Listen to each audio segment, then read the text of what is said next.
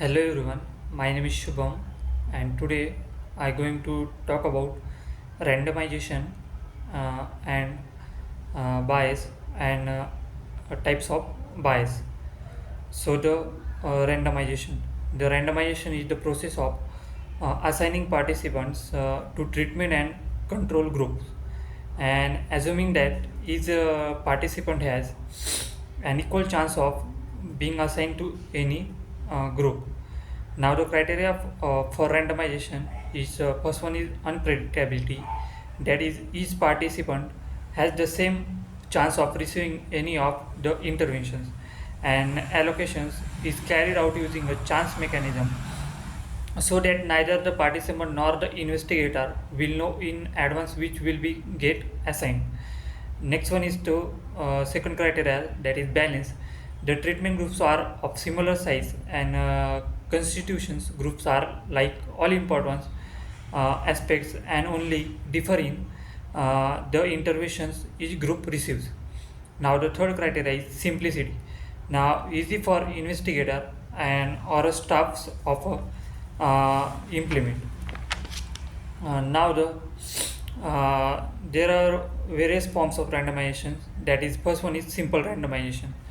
So that first one is simple randomization. Second is the block randomization, and third one is stratified block randomization. So we are going to see first simple randomizations. So the simple randomizations is based on a single sequence of a random assignment, and it's a basic method of simple randomizations. That is, for example,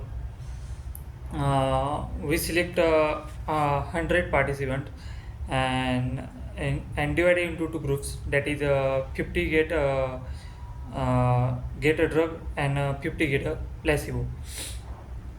And next one is a block randomization. So the block randomization is a method is designed to randomize subject into groups that result in equal sample sizes. So it used to ensure a balance in a sample size across groups over time, and it is for small studies to maintain reasonably good balance among groups. Into group design, blocks having equal numbers of A and B's. So the A is intervention and B is control. For example, are used with the order of treatments within the block being randomly permitted.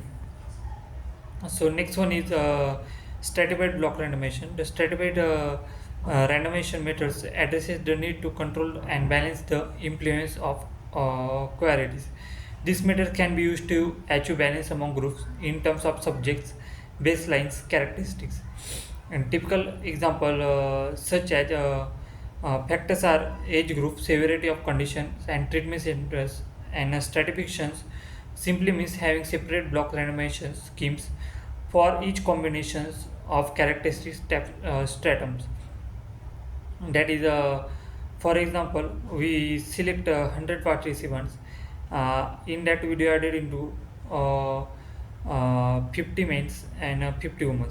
And next is then again divided into 50 men divided into 25 men get drug and 25 men get placebo.